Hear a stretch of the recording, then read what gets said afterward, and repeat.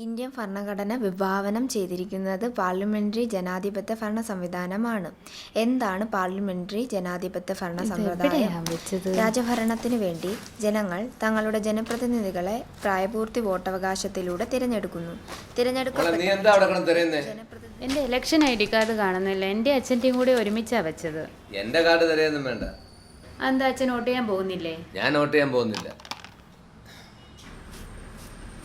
Vote ചെയ്യാൻ പോയാൽ വലിയ തിരക്കൊക്കെ അല്ലേ, വെറുതെ എവിടെ ഇരിക്കുക, അതാ നല്ലത്. അച്ഛാ, ID കാർഡിന് പകരം ആധാർ കാർഡ്. നീ അത് അവിടെ എങ്ങനെ ഇട്ടേ? ഞാനൊരാൾ വോട്ട് ചെയ്യില്ലെന്ന് വിചാരിച്ചേ ഇന്ത്യ മഹാരാജ്യം ഇടിഞ്ഞു വീഴാനൊന്നും പോകുന്നില്ല. എന്തോടി അത്?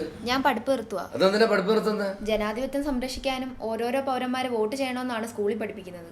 അച്ഛന്റെ മട്ടും ഭാവം കണ്ട ഇതിലൊന്നും യാതൊരു കാര്യമില്ലെന്നാണല്ലോ. ഞാൻ എന്തോ പഠിക്കേണ്ടത്? ആരെയാ മാതൃകയാക്കേണ്ടത്? ഇതിപ്പോ ഞാൻ ഒരാൾ പഠിച്ചില്ലെന്ന് വെച്ച് ഇന്ത്യ മഹാരാജ്യം പൊട്ടി വീഴത്തൊന്നുമില്ലല്ലോ. ആധാർ.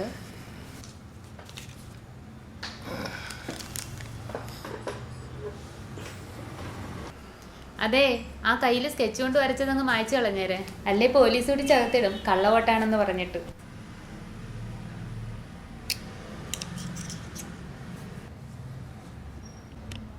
ഇതങ്ങനെ വെറുതെ വരയ്ക്കേണ്ട വരയല്ലച്ചാ. അച്ഛൻ നേരത്തെ പറഞ്ഞില്ലേ, അത് ശരിയാ.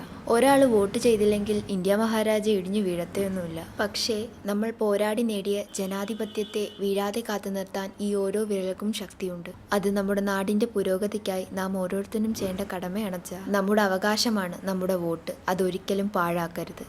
അച്ഛാ, നിന്റെ പഠിപ്പത്തിൽ കൂടുന്നുണ്ട്. നീ എന്നാ വോട്ട് ചെയ്യാൻ പോകുന്നേ? I am waiting.